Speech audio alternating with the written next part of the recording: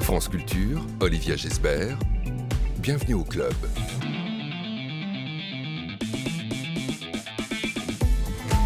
Bonjour à tous. Le club reçoit aujourd'hui une voix de la chanson française. Jeanne Haddad compose et chante. Elle sera surtout la star des festivals de musique avec son nouveau groupe cet été. Elle sera ce soir à Strasbourg à la Laiterie, dans 2 jours, le 10 au festival Minuit avant la nuit à Amiens et le 1er juillet aux Eurockéennes à Belfort, entre autres. Carte blanche aussi à la Philharmonie. Ce sera la saison prochaine avec une première date le 3 novembre prochain. By Your Side. À tes côtés, son dernier album enregistré avec Renaud Létang, le 3e en 7 ans, et peut-être le plus personnel. En français dans le texte, elle renoue avec la douceur et une forme de sérénité. Venue du jazz, elle tape dans le cœur, une fois encore, de son public, avec une pop électro et sa voix de cristal magnétique. Une émission programmée par Henri Leblanc et Anouk Delfino avec Laura Dutèche-Pérez et Sacha Mattei, réalisée par Félicie Fogère avec Mickaël Simon aujourd'hui à la technique. Et bonjour Jeanne Haddad. Bonjour. Bonjour, mais c'est vrai que c'est pas facile de qualifier une voix. Ah bah oui, le son c'est difficile à qualifier. Tout simplement. Ouais. J'arrive jamais à le dire en anglais. Sensational. Vous le dites très bien. Sois sensationnel. Ça, c'était le titre de votre premier album sorti en 2015 ou Radiate, Irradie, sorti en 2018. Les titres de vos deux premiers albums étaient comme un appel quand même pour vous.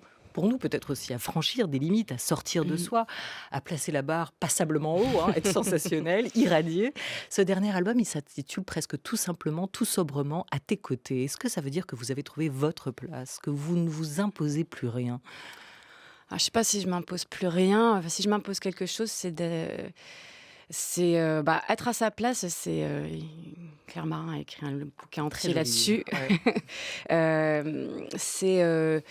Ça peut être mouvant, c'est-à-dire que ma place, elle bouge constamment en fait. Et mon travail, c'est de la voir, la sentir bouger et de la reconnaître là où elle est chaque jour et de l'embrasser telle qu'elle est. Ce que nous raconte aussi Claire Marin, c'est que trouver sa place, c'est peut-être déjà un état intérieur surtout. Oui, puis que oui, c'est ça. C'est-à-dire que c'est en fait une recherche, une façon de se centrer ou d'être en communication avec soi. Il y a quelque chose comme ça. On commence avec un premier titre, un extrait de Ready Babe, qui est un titre encore inédit qui sortira le 21 juin.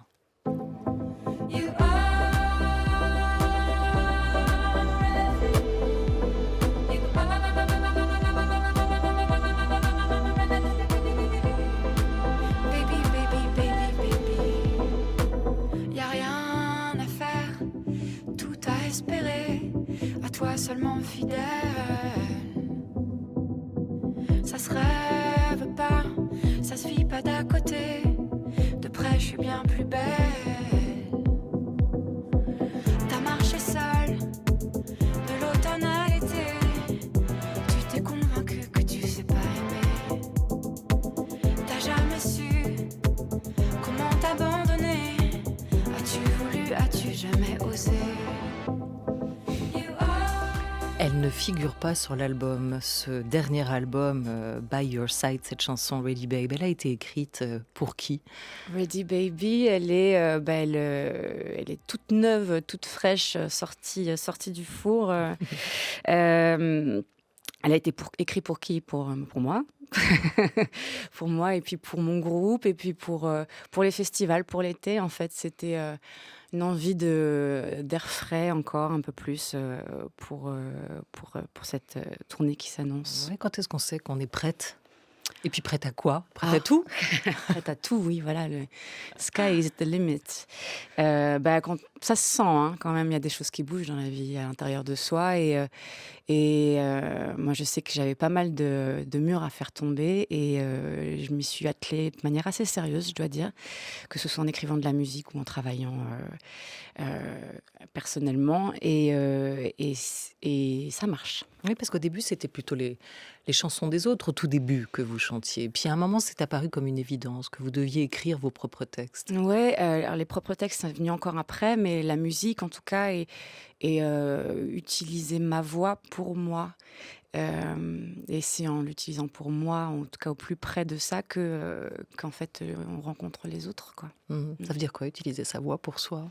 C'est que quand je la mettais au service d'autres musiciens, en fait, quelque part, je dilapidais quelque chose de mon trésor. Enfin, j'ai vraiment eu une sensation comme ça à un moment donné. Comme si je donnais quelque chose à d'autres que je devais garder pour moi. Et alors, c'est pas égoïste de dire ça, franchement, je le pense pas. C'est au contraire, c'est le garder pour moi, c'est pour justement mieux pouvoir le partager. Avec Et le sentiment d'avoir peut-être quelque chose à faire entendre de soi aussi. sans doute. Ouais. Et que cette voix était votre instrument. Vous parliez des appréhensions, des débuts, mais est-ce que vous avez dû faire aussi beaucoup de compromis pour en arriver là, avec vous-même ou avec les autres d'ailleurs, Jeanne Adèle? La question du compromis, c'est marrant parce que on peut avoir l'image de quelqu'un, par exemple. Moi, je suis une musicienne qui écrit ma musique, qui écrit mes textes, qui suis quand même assez libre dans mes choix et dans ma musique et dans ma façon de faire de la musique avec tous mes partenaires. Mais en fait, les compromis, ils sont constants. C'est-à-dire que et le truc qui est difficile, en fait, c'est de faire des compromis tout en gardant son chemin. Et parce que les compromis, c'est inhérent au fait de travailler avec d'autres personnes, dans une industrie qui est particulière, c'est-à-dire que la musique est vraiment une industrie alors qu'il s'agit d'art. Et donc, ce sont deux choses qui peuvent paraître antinomiques et qui nécessitent de faire des compromis constamment. Voilà, ce qui est difficile, c'est de faire ces compromis-là sans se compromettre. Et un petit peu. Oui, c'est bien dit. Et de comprendre aussi peut-être le sens qu'ils ont. Oui, et ces c'est compromis-là. sûr. C'est-à-dire à quoi ça sert, pourquoi je l'ai fait, et c'est comme ça Et d'ailleurs jusqu'où qu'on je peut. vais, ouais. Exactement, c'est comme ça qu'on peut vivre avec d'ailleurs. Qu'est-ce que vous avez appris de ces 2 premiers albums, Sois sensationnel et Irradie? Que ça y est, j'avais fait mon boulot de bonne petite fille et que je pouvais passer à la suite. Donc là, c'est quoi dans le 3e? Si c'est plus Non, la mais petite fille sage qui s'exprime. justement, tout est à écrire, quoi. Et moi, je suis en ce moment devant une grande page blanche qui m'excite énormément et qui me rend hyper heureuse parce qu'il y a quelque chose qui m'appartient complètement en ce moment et qui m'étonne parce qu'en fait, justement, je disais sky is the limit, le ciel est la limite, parce qu'en fait, je ne sais pas où ça peut s'arrêter, en fait. C'est-à-dire que je suis pour la première fois devant quelque chose qui est complètement infini et c'est d'une grande beauté. Il paraît que cet album, vous l'avez écrit en dansant, en partie. Ça veut dire que vous l'avez aussi écrit pour la scène, ce qui est peut-être différent des précédents. Alors, c'est vrai que Directement avec l'envie de le jouer. avec l'expérience, c'est vrai que moi, j'ai toujours... le travail du studio et le travail de la scène, ce sont deux choses complètement différentes. Et c'est vrai que investir le studio en prenant en l'habitant complètement de toutes les spécificités de ce travail-là, c'est vraiment un grand plaisir. Et du coup, c'est vrai, sur les premiers albums, j'ai moins fait le lien entre les deux. Mais... maintenant, je sais que j'aime danser sur scène et je sais que j'aime voir aussi les gens bouger et que pour faire des concerts, où bien souvent les gens sont debout, s'ils peuvent pas, juste on peut onduler leur corps. 1 heure et demie de concert debout, ça peut paraître long.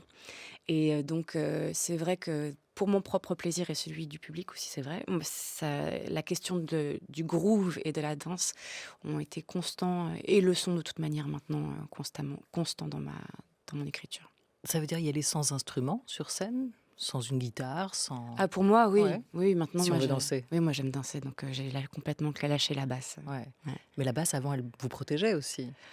Peut-être. Après, moi, je me suis jamais sentie en danger sur scène. Donc,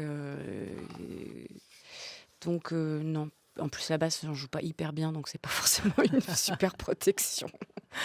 Il y aura 2 choristes avec vous? Il y a sur 2 scène choristes, il y a 2 chanteurs et Ouais. chanteuses avec moi, oui, Laetitia India et Naël Cassel. Ça, c'est nouveau? Ouais, c'est nouveau. Alors après, il y a toujours eu plein de voix dans mes disques, mais c'est vrai que partager ça sur scène avec des chanteurs, alors non seulement ça se partage le son de la voix et de cette fonction-là, mais il y a aussi leur évolution sur le plateau, c'est-à-dire qu'ils bougent avec moi, ils dansent avec moi, ils habitent ce terrain-là avec moi, et j'avais aussi envie de partager ça. Oui, donc il faut être accordé, il faut se suivre, il faut Ah, se regarder. oui, ça se répète, Ouais. évidemment. Et c'est une liberté nouvelle peut-être que ça vous offre aussi à vous, d'être au centre mais de plus être toute seule. Ah oui, c'est ça, c'est Alors sûr. il y a les musiciens évidemment, Ah oui, ça il y mais a les toujours eu. musiciens, on les regarde aussi, ils Ouais. sont très très mis en avant. Mais c'était aussi le but, c'est-à-dire que je ne sois pas la seule personne ou chose à regarder pendant le concert. Il y a plein d'autres Chose. trucs à regarder. Vous êtes une chose. Événements ou whatever qui se passe Whatever. sur scène.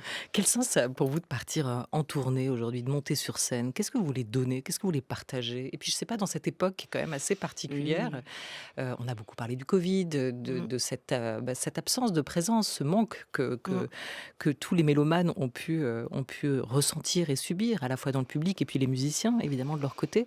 Aujourd'hui, qu'est-ce que ça prend comme sens pour vous?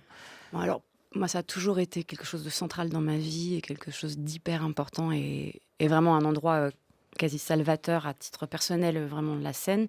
Euh, je le vois de la scène, c'est-à-dire que moi, j'aime bien parler de ça parce que de la scène, moi, je vois le public et je le regarde. Et peut-être que je suis je suis plus disponible à ça en ce moment, mais c'est vraiment magnifique à voir en fait. Et c'est-à-dire que le moment où je fais bien mon travail et où il se passe ce truc-là mystérieux de la musique et où je vois les gens être en train d'être pris par la musique et s'abandonner à ça, à l'écouter, au plaisir que ça leur procure, au plaisir de le partager avec les personnes à côté d'eux, de la scène, moi je le vois ce truc-là. Et c'est vraiment très très beau à voir. C'est même bouleversant parce que je le vois leurs émotions qui parfois m'en créent des très très intenses à moi.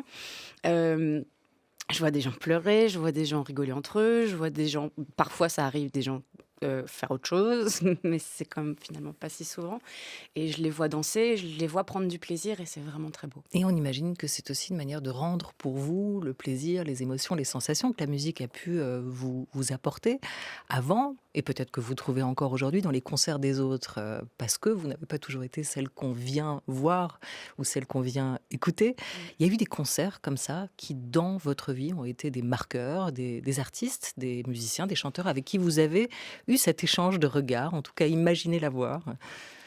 Ah bah, y a vraiment des concerts qui ont été définissants. Par exemple, je pense à un concert d'Abbey Lincoln que j'ai vu quand j'avais 17 ans, qui était déjà une vieille dame à l'époque et où vraiment, qui était une grande chanteuse de jazz et où j'étais partie vraiment dans une autre dimension pendant tout le temps de son concert où je l'avais vue si puissante sur scène. Je m'étais dit, c'est ça que je veux faire dans ma vie, ou un concert de Wayne Shorter à Marseille, de son quartet à l'époque, où que je comprenais pas bien la musique et je m'étais rapprochée, et puis de le voir choisir les notes les unes après les autres, comme sur un grand canevas en face de lui. C'était complètement fascinant et vraiment profondément bouleversant. Ou Prince, qui m'a sauvé la vie plus d'une fois et qui continue de le faire régulièrement, malgré sa disparition. Voilà, les concerts peuvent changer des vies et c'est connu en fait. C'est-à-dire que c'est Joël Léandre, qui est une grande contrebassiste, qui disait ça, qu'on peut changer de boulot après avoir vu un concert, quoi, ou changer d'orientation, ou quitter sa femme, ou son mari, et se libérer de plein de choses, et changer de vie. Ça peut avoir cet effet-là, ça peut être très très très très intense, la musique. Et d'où il vient ce sentiment de puissance que l'on accorde à l'artiste sur scène, et peut-être qu'on accorde à la musique en fait, dont il ou elle est le porte-parole? Alors, puissance, je le prends dans le meilleur sens du terme, c'est-à-dire que c'est jamais quelque chose qui est sur quelqu'un d'autre ou une prise de pouvoir sur. C'est au contraire un partage dans les bons moments, je pense. Quand ça se passe bien, en fait, moi, ce que je sens en tout cas, c'est que le chemin que moi je fais personnellement et puis en tant que musicienne dans ma vie, je le partage sur scène. C'est-à-dire que c'est quelque chose que je partage avec les gens et qui peuvent emprunter le temps d'un concert, et dont ils peuvent se nourrir et dont ils peuvent repartir enrichis, ou en tout cas comme si ça faisait partie d'eux maintenant. C'est-à-dire que mon travail à moi, il est de ce partage-là. C'est-à-dire que l'endroit où moi, je mène mes luttes et où parfois, je gagne certains combats dans ma vie, je pense que je les partage. Et je pense que ça se sent. Oui, la puissance de l'émotion ne vient pas forcément de la force en fait de la personne qu'on a en face, mais Non, qui peut être d'ailleurs dans un moment de vulnérabilité. Et pourtant, c'est la puissance de la musique, hein, c'est cette force-là. Oui, puis la force, c'est quand même quelque chose de très... c'est particulier, c'est-à-dire que là, il y a de la force dans la douceur aussi. Antidote à quoi? À la crise, antidote tout court, extrait de votre album By Your Side, Jeanne Haddad. I see you're saying things I need to hear. Do not worry, it's crystal clear. I know you're trying to be good and kind. What you're looking for, I hope you find. There's no room for compromise. Half-truths and alibis. So many things we can't allow. Sign on the door says fool anyhow. From now on we'll pass from land to land. So much to learn and understand. Those painted ships on the painted sea are saying goodbye to you and me. Nobody's perfect, I realize. Believe me, I sympathize. It's not empty and it's not vain to live in love and love again. None of this is faithlessness. It's an antidote to bitterness. I will love you nonetheless for seeking out some tenderness. And we will be what we were meant to be. And there ain't no yours and there's no mine. And there's just you and there's just me. And that's just fine. From now on, we'll pass from shore to shore, making sense of it all, and more. Those painted ships on that painted sea have said goodbye to you and me. Nobody's perfect, I realize. And believe me, I sympathize. It's not empty and it's not vain to live in love and love again. None of this is faithlessness. It's an antidote to bitterness. I will love you nonetheless for seeking out some tenderness. None of this is faithlessness. It's an antidote to bitterness. I will love you nonetheless for seeking out some tenderness.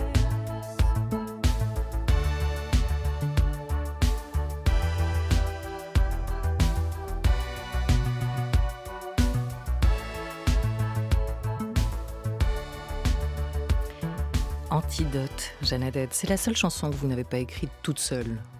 Ah non, j'en ai coécrite plusieurs, mais celle-là, je l'ai écrite avec mon cher ami John Greaves et aussi un peu avec Emiliano Toury qui est avec moi sur scène. Et pourquoi lui? John, il me fait l'amitié depuis des années de corriger mes textes en anglais, de les relire et de me dire s'il trouve ça bien ou pas. Je l'écoute parfois, mais pas toujours. Et c'est vrai que les textes, c'est pas forcément ce qui me vient le plus facilement. Et sur cet album-là, ça a été un peu laborieux. Et je lui avais demandé un texte et et voilà, il m'a écrit ça. Je l'ai amendé par endroits, mais en tout cas, on a travaillé ensemble sur ce texte-là et ensuite j'ai écrit la musique. Oui, comment on trouve la couleur musicale d'un texte? Comment on trouve la mélodie qui l'accompagne? Alors ça, c'est marrant, ça me vient assez naturellement, c'est-à-dire qu'il m'a envoyé le texte et la mélodie m'est venue quasi immédiatement. J'avais commencé comme ça d'ailleurs, à mettre en musique des poèmes, et je sais pas, il y a quelque chose qui est inscrit dans les syllabes. Vous parliez de l'anglais, qu'il faut corriger parfois quand vous écrivez. Le français et l'anglais, vous chantez dans les deux langues sur cet album. C'est deux registres d'émotions différents pour vous, Jeanne Haddad? C'est deux registres de voix surtout. C'est-à-dire que, bon, il y a d'émotions aussi sans doute parce que je suis mieux comprise en français évidemment, et donc il y a moins de possibilités de se cacher en français, mais c'est surtout deux chants différents parce que l'anglais permet vraiment de chanter différemment. C'est-à-dire, votre voix française, elle est où? Elle est Bah, placée où? disons que le français, traditionnellement, on le fait sonner plus proche de la voix parlée.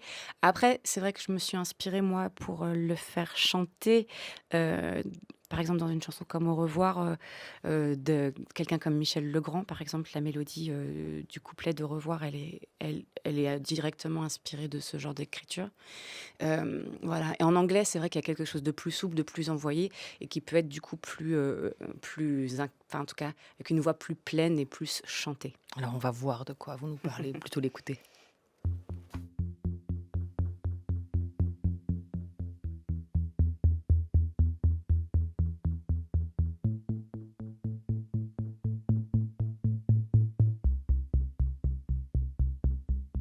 Ce n'est qu'un au revoir,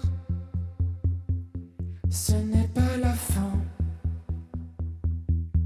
Je ne mentirai pas, tout ne va pas bien, mais ce n'est qu'un au revoir, au moins jusqu'à demain. Je ne te l'apprends pas, le contraire de tout n'est pas rien. Je sais, le goût est amer. Je sais, tu crois que je m'en vais pour de bon, et pourtant si amer que soit mon départ. Tu sais que rien ne s'arrête jamais complètement. Il y a encore de toi dans mes sentiments. Ce n'est qu'un au revoir, ce n'est pas la fin. Je ne mentirai pas, tout ne va pas bien, mais ce n'est qu'un au revoir, au moins jusqu'à demain. Je ne te l'apprends pas, le contraire de tout n'est pas rien. Qui sait? Au revoir, extrait de l'album By Your Side, à tes côtés de Jeanne Haddad, invitée aujourd'hui de Bienvenue au Club sur France Culture. Vous avez ressorti la boîte à rythme pour ce morceau-là? Ah, pour beaucoup de Pour l'album. beaucoup, Enfin, je ne l'ai pas ressorti, on ne l'a jamais rangé en fait. C'est la même, toujours? Ah non, cet album, on m'a fait un cadeau hallucinant, c'est-à-dire qu'on avait une boîte à rythme mythique, qui est une des premières boîtes à rythme à avoir été inventée et fabriquée par Roger Lynn, qui s'appelle la LM1, et qui est une boîte à rythme mythique qu'on a entendue énormément chez Prince, évidemment, et dans toute la musique des années 80. C'est très, très, très, très beau. LM1, joli Ouais. nom. Il y a de la poésie dans vos chansons, Jeanne Haddad, mais c'est pas tout à fait le type de poésie qu'on apprend à l'école, celle des poèmes de Verlaine ou de Rimbaud. À quoi ça tient la poésie dans une chanson?